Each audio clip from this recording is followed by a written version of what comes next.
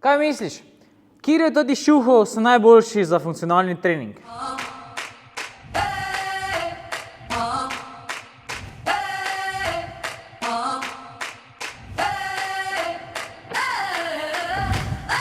I'm living in that 21st century, doing something mean to it. Do it better than anybody you ever seen. Do it. Screams from the haters, got a nice ring to it. I guess every superhero need his theme music. No one man should have all that power.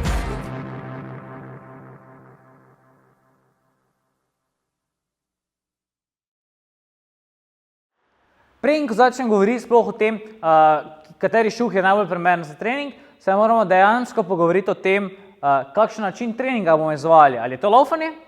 In ker za laufanje potrebujemo čisto drugačen šuh, kot pa recimo za crossfit oziroma funkcionalni trening. Tako da najprej moramo imeti to v mislih.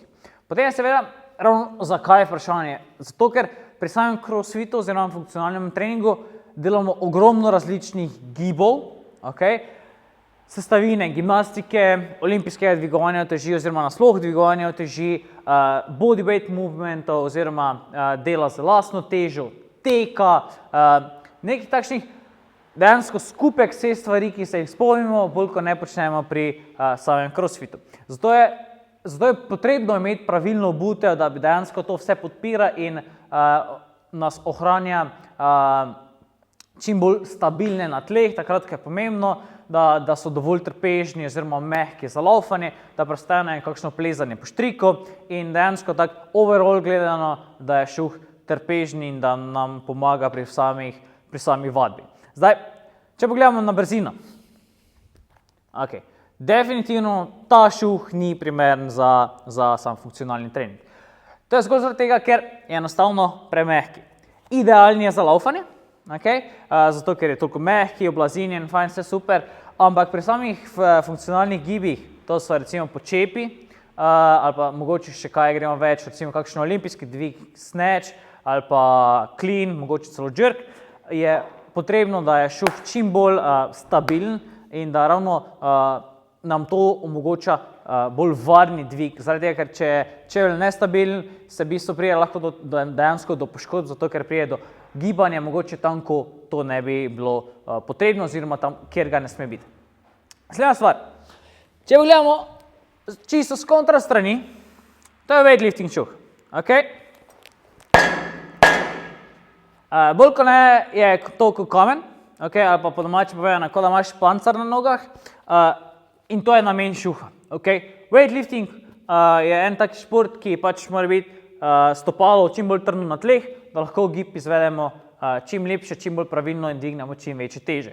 Tako da, če se mogoče malo pomislimo, da ravno za kakšne burpije ali pa za kakšno laufanje ta šuh definitivno ne bi bil idealen. Tako da, to je recimo bil drug ekstrem. Zdaj pa naslednja stvar. Tale šuh, Nike, pa Reebok. To sta bolj kot ne dva največja tekmovalca v rangu za kateri šuh je boljši za crossfit, ampak razložim malo mogoče mojo zgodbo, ki bo mogoče nekoga prepričala, da mogoče raje kupi to ali to. Definitivno pri crossfitu je ful pomembno, da šuh izgleda lepo. Nike ponuja tožen ti eno barvo, ki so dejansko ful seksi, mogoče Reebok, vsaj za moje pojme, nima toliko lepih barv.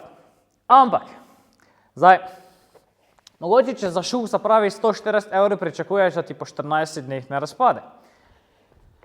Sam sem imel 3 take pare, in zakaj 3, no? Prvo sem kupil dejansko enak tak šuh in mi je po 14 dneh v bistvu razpadel. Sem mislil, mogoče nijem toliko sreče, pošljem Nike nazaj, pošljajo nove, glej ga zlomka, 14 dni pa pošljem nazaj. Na to dobim 3. par,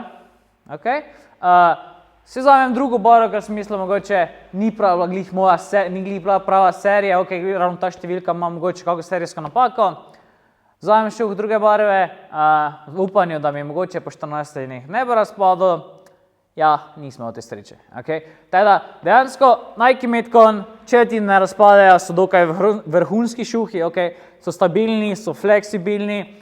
Gledal sem druge reviewje po YouTubeu, malo mnenja na Nike spletni strani, vsi šimfajo, da dejansko šuhi razpadejo.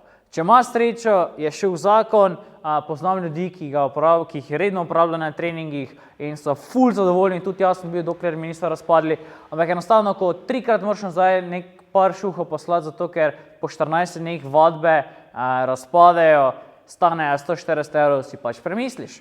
In teda to je Nike Metcon. Imaš še mogoče eno slabost, če boste dosti po štriku plezali, ta zaščita ni ravno neka najjača. Teda super šuh, dobro izgledajo, zelo so stabilni, fleksibilni, dihajo, tako da, če imaš srečo in ti ne razpadejo, definitivno priporočam.